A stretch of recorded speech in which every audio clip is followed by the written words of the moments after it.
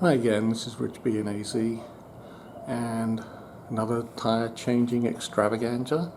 Well, actually I'm just going to remove and replace a tyre. This is a front wheel off my Triumph Bonneville. It's steel, spoked, has an inner tube, and I want to find out if my car tyre changing tool is going to work on this wheel. I've modified my little jig for holding the wheel. Got it securely mounted in the workmate. Got the cheesy old bead breaker out. Yeah, I really need to do something with that, make it easier. But I want to find out if this particular tool is going to work on a tubed tyre. I modified this too, so hopefully it's going to work now.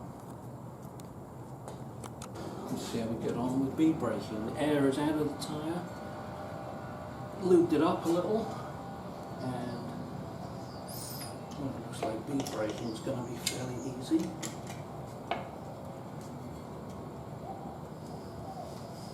Yep, it's off. Okay, so after the last experience with tyre changing, it's been very difficult.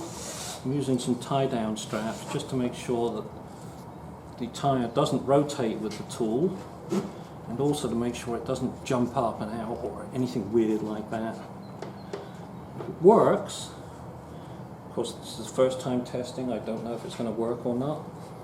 If that works, then I'll shorten these so I don't have 10 feet of extra stuff to trip over. Since this has an inner tube, there is a nut that you've got to loosen off. I'll take it out most of the way. Actually, I'll just take it all the way off. A special little tool post works. 5/8 steel rod just drops in. It's a piece of PVC pipe designed to replicate the tool post on the Harbour freight tyre changer. Okay, let's see how easily the drop center tool goes in. This is off the car, so pretty easy, especially compared to the last wheel.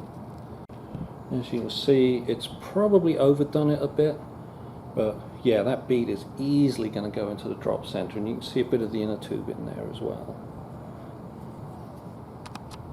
I should point out that the yellow thing tool also works, and it seems to do a little better job of not pushing the tyre down quite as far. The bead is hovering over the drop center. Okay, let's see how this tyre and tool combination work. So I'm using a thinner tyre lever than I was on the last one, and it seems to be struggling to get it up. I'm wondering if the Rabaconda tyre works better. So make sure the bead is down.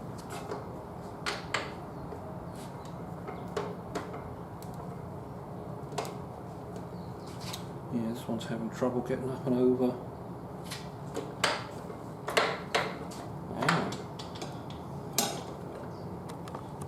So I'm not sure this tool is going to work. This one works easily with just tyre levers, so I'm not sure this is the right tool to be using. Right, so I've got a bigger lever in here, got the tool in, hopefully it can withstand the stress. Got it over, so this is now over.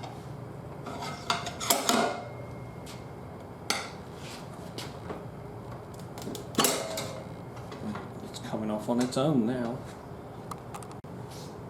Just for completeness, I'm going to pop it off the rest of the way. Should be pretty easy. There we go. There's one off. Because I think I've proven the test I was trying to do, which was to see if this tool was going to work.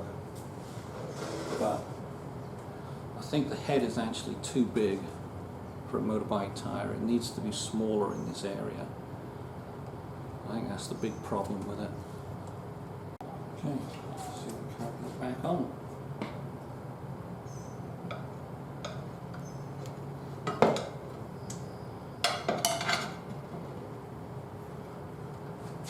Goes over fairly easy. I'm going to stick the other thing in.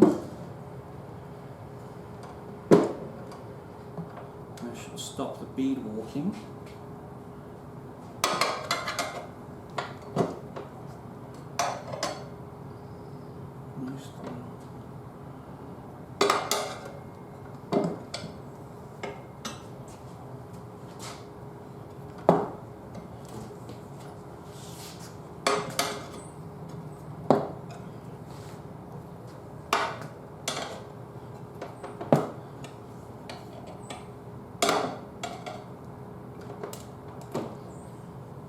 It's stopped it walking around.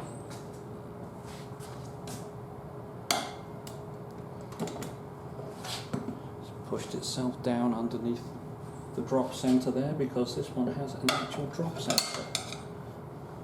I don't know, that's pretty easy, isn't it? It's done. I'm going to make sure the valve is lined up so that